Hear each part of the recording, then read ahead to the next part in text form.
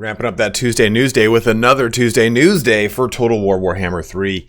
And today we're talking about some starting positions, namely, of course, the Empire. We're also going to be we're also going to be talking about the Chaos Demons and where they will be starting on the map. So this is a pretty fun little foray into the Immortal Empires, getting more information about that starting location, about where they're going to be on the map. Again, we're going to go through all of the Empire Legendary Lords, then talk about the Demon Princes. It's like the greater demons. No, they're not demon princes. The greater demons of Chaos, and we'll talk about where they will be on the map. And then the next blog post is going to be about Be'lakor. So that is your kind of down and dirty dip into what this is going to be about. If you don't want to know, you're not really interested in what that is, or these starting positions you're writing maybe for your more favorite race, whatever it is. They're going to be they're going to be showing off what those starting positions are on their socials throughout the many weeks up until the actual launch of the beta for Immortal Empires. So I don't know if that means more blog posts or if they're just going to say, hey, all the lizard men are going to be, that are different will be part of some sort of post on social media such as Twitter, Instagram, Facebook, whatever it is. We'll get to that portion in the blog post. It gives us a little bit of information on there. But if that's all you wanted to know, go ahead and head on out. And if you want to stick around for the nitty and gritty, let's jump into this here. But before you do head out, please don't forget to like, comment, and or subscribe. Like I have always said, those things help out any content creator you watch way more than they probably should. Let's go ahead and dive in here on the Immortal Empire starting positions for the Empire. We'll just kind of scrub through this. Again, I have the blog post ahead of time, so we're looking at a picture right now. So what is in a starting position? So pretty much everyone will be, for the most part, in their original starting positions. While the starting positions for most of our legendary lords will be unchanged in Immortal Empires, we've altered where 29 factions begin their journey based on a variety of factors. The key reason for these changes, while some were made to be more lore-friendly, add racial diversity to certain regions, or to spice up your familiar battles, it's worth remembering that authenticity is key. So you won't be seeing your crazy or drastic changes, such as Karl Franz starting in the middle of Illustria Bowl, even if that would be fun to watch. So again, a lot of these should be more lore changes or things that are going to be kept in mind for the history of that character. Like taking a look at Tretch Craventail, I fully expect him to be over here in the Darklands and no longer in the northern Nagaroth-Nagaron region anymore. So we'll see how that kind of plays itself out. So a bustling battlefield. As you no doubt gleaned from the banner image, there are few better races to kick off this set of reveals than the Empire. So what we'll be looking at is Karl Franz will be starting in Altdorf. Nothing crazy there, but Balthazar Gelt will now be starting in Faldorf. His own fascination with alchemy from the starting settlement of Faldorf. Marcus Wolfhart leading his mostly motley crew of warriors known as Wolfhart's Hunters. The Huntmaster continues his expeditions within the dangerous jungles of Lustria, starting in the settlement of the Creeping Jungle. I believe that's where he was. I'll take a look on the map. We'll see. Volkmar the Grim, though, the Grand Theogenist for the Church of Sigmar, has abandoned the petty squabbles of the Elector Counts in favor of a zealous crusade within the southern realms. His starting settlement will be Sudenburg, where rumor has it that he's hellbent on finding certain dark artifacts. Now, for years, I thought that Sudenburg was going to be changed to a starting location for maybe Eltharion or something like that, because you have Elven ruins right there. And Sudenburg, it looks like, which was a penal colony for the Empire, has been changed on over to Volkmar the Grim starting location, so he'll actually have a pretty crazy start down there. And I would imagine if they're trying to kind of keep with racial diversity to the starting locations, like trying to actually have legendary lords starting places that are going to add some fun and excitement to them, I think it would be probably a really good thing. Since Volkmar is going to be starting in Sudenburg, that probably means that for sure we'll be seeing Deathmaster Snikch over in Cathay, like we see in the Chaos Realms campaign for Warhammer 3. So I think that it's pretty safe to say that getting him in that location makes a lot of sense from a lore standpoint, as far as the Clan Eshin learning their ways from both Nippon and Cathay. And I think that putting him over in that location brings a lot of fun as far as keeping Skaven over there, as much as I hate dealing with Skaven all the damn time. It looks like it's gonna be over in that region. Hopefully, we'll see. But this does free up a location for Balthazar Gelt to grow. You know, he's not going to be against that immediate aggression from Deathmaster Snikch, as well as what's his name, Mark in the Black, who started in that western kind of region of what would be Araby. Now, you can see here on the map, and I've got a better blown up version of this, so just kind of take a quick look. You can see that we get Karl Franz and Gelt over here, and then we get Volkmar the Grim down over here, as well as the Hunts Marshal over here in Lustria. So yeah, I think that's exactly where he was. I couldn't remember if it was called the Creeping Jungle, but I know it was in that northern region in the previous iterations.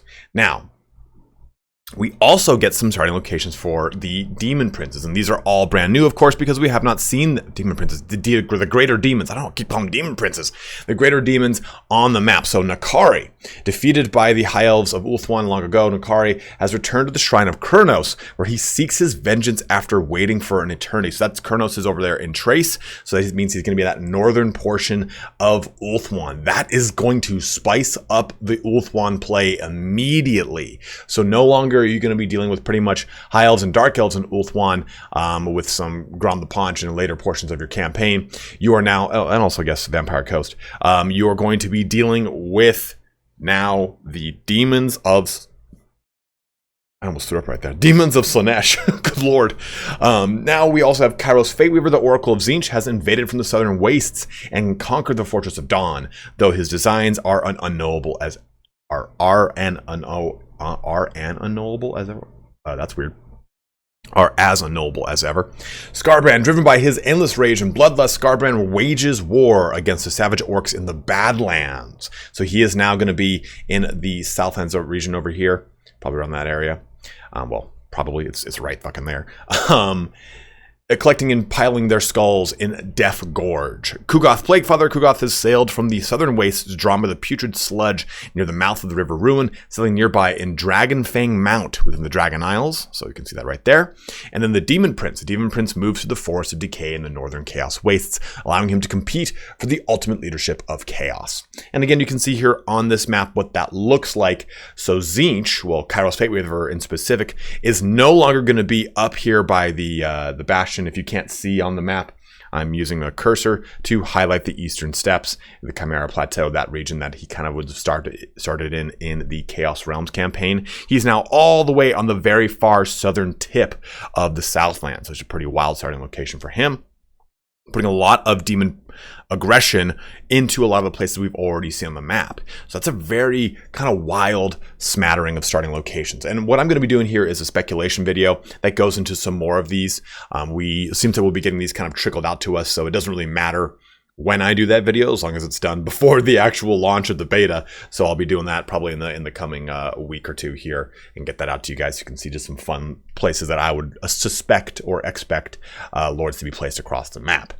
Now going down here, joined by the familiar races or faces, that's all the starting positions we'll be unveiling today, but we'll be revealing the starting locations of all 86 legendary lords on our social channels over the coming weeks. While some of these will have relatively minor but exciting changes like the Empire, others will see several factions jumping to entirely new pastures. And this just kind of gives you the, I don't know if this is the order in which they're doing it, or just simply, I mean, if we do have like a Warriors of Chaos DLC, this would make sense if this is the order, right? It's because Warriors of Chaos are at the very end, and that's the only thing I'm like, it's a supposition, right? So if we're supposing that the Warriors of Chaos is the end that goes along with a DLC trailer or anything of the sort, then boom, there you go. It kind of all makes sense playing hand in hand together. But this might be the way that it's being done, but it looks like next we'll probably be seeing the Lizardmen, and I don't know if that's going to be an actual blog post or just simply a social media post. So be on the lookout for those. Anytime that those are revealed, whether it's like if it's the entire race at once, I'll be covering them. If it's per legendary lord per race over time, I'll just cover them in batches as that they're released. So if you don't want to follow the socials channels and you just want to see those updates, I will definitely be doing them as they're being done. So be on the lookout for those videos in the future. And up next week, we're offering an inside look at Be'lakor and the other new dedicated factions coming to Immortal Empires. Watch for more news, including the rest of the starting positions, on our social channels, and we'll see you on the battlefield this August. So let's now take a look at those maps blown up and talk a little bit more about those starting positions. So here we are with the map, and you can see pretty much everything right here. And we look at the Stone Sky foothills, the Chimera Plateau, the eastern steppes over here in the upper right core portion of this map. Again, you might not be able to see this if you're watching this on a phone. But this is kind of where I would have thought we were going to see Kairos Fate Weaver, because that's where we saw him in the Chaos Realms campaign. And if this DLC is indeed going to be including more Warriors of Chaos and Warriors of Chaos aligned with gods, we might be seeing a lot of those starting locations that were previously for the demon, the greater demons, now being inhabited by some more mortal chaos characters in these regions, like Village. I don't really necessarily think I don't know if I really see Village over here. He kind of seems like he's more of a Empire antagonist. I'd probably expect him over in the old world, but I guess we'll see how that kind of plays out if they did a Village character for the DLC. And that's just one of the Tzeentchian characters. I'm just trying to kind of think of keeping that Tzeentchian aggression in the northern regions of Cathay against the Great Bastion. But again, down here in the south, it's going to be pretty wild already. Even with just this first reveal, we can see that the Southlands are going to be pretty stacked here. So let's kind of zoom in and go over here. So if we're just looking at this area, we're looking at the Land of the Dead. We know we're going to be getting tons of our Tomb Kings placed in these regions. And we hopefully will probably see some Tomb Kings expanded over into the Darklands. The Tomb Kings have had at least 1 or 2 forays over in that direction. So it'd be cool to kind of see them expanded out there as well. Death's Path and Southern World's Edge Mountains, as well as the Desolation of Asgore. These locations I think are going to be pretty wild once we get Chaos Dwarves inputted into the game. Because that's going to really kind of shift how a lot of these NPC factions and Legendary Lord factions are going to really kind of interact with one another. But this portion down here, probably going to be pretty crazy, because the Dragon Isles, I believe that's where we had the starting location for, what's his name? I'm a Dark Elf, and I can go Super Saiyan and turn into a demon. Malice Darkblade. So that's where he started, I believe, on the Vortex map and on the Immortal Empires. I can't remember. It's been forever. But Dragon Isles being a starting location for the Dark Elves looks like it's not going to be the case anymore. And I think that could be pretty fun, because we have plenty of other locations for Dark Elves to start. We've talked a lot about Malice Darkblade being up in the Chaos Wastes because of his actual lore about looking for all those artifacts. So pushing him up there could be great. Even looking at the Kraken Lord himself, he doesn't need to start over here, right? He doesn't need to start over in the Colchian Plains and the Capes and the Headhunters Jungle, in those regions. He can start virtually anywhere because he's known for being a Corsair, ranging far and wide. So that could be pretty fun to place him anywhere on the coastline here, especially because he has a huge relationship with End. Put him in the Haunted Forest, the Noblar country, whatever it is. We have so much more map to expand upon, where Noblar country was kind of like the end, right? As far as our far eastern expansion. And the Broken Teeth and Plains of Bone and Mouth of Ruin, those were all a little bit more jammed up and tighter against the World's Edge Mountains in the old Mortal Empires map. Was it Noblar country? I'm pretty sure it was Noblar country. But again, way more expanded. To his Scarbrand, we see him over in the Burial Idols, Devil's Backbone area. That's going to be pretty wild too, as well as having Tzeentch all the way down here. So that tells me we might possibly get, is it Tic-Tac-Toe that's in Western Jungles? One of the Lizardmen's over here in Western Jungles. Get him pushed around. And Lustria will be interesting to see how this kind of shakes out. I think Lustria, for the most part, will probably be largely the same, because there's nothing that's going to be brought in either from a greater demon perspective or from a mortal chaos champion perspective that I think would really cause a lot of upheaval there. I think we might see characters like maybe Teclis or Khalida moved around a little bit, because you now have so much more of the map to kind of play with them. So I think those are some things that we could expect. But for the most part, I think that it'll be interesting to see how Nagaroth and the rest of the realm kind of play out. But it's very exciting nonetheless to see. Get the Demon Prince all the way here in the northern Chaos Wastes, where he gets to choose wherever the hell he wants to go. He can go west into Nagaroth. He can go south into Norska, then into the old world, or east, wherever the hell he wants. So pretty fun starting location nonetheless. But go ahead and let me know in the comment section below what you guys are feeling. I think probably the coolest one of the lot that we've seen today is Nakari's start over here in Trace. I think that's going to be a lot of fun.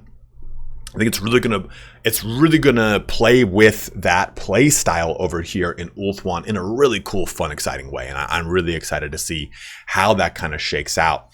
with so many legendary lords right there, right? We get Ivris, we get Avalorn, we get Eataine. All three have locations that are going to be pretty hotly contested.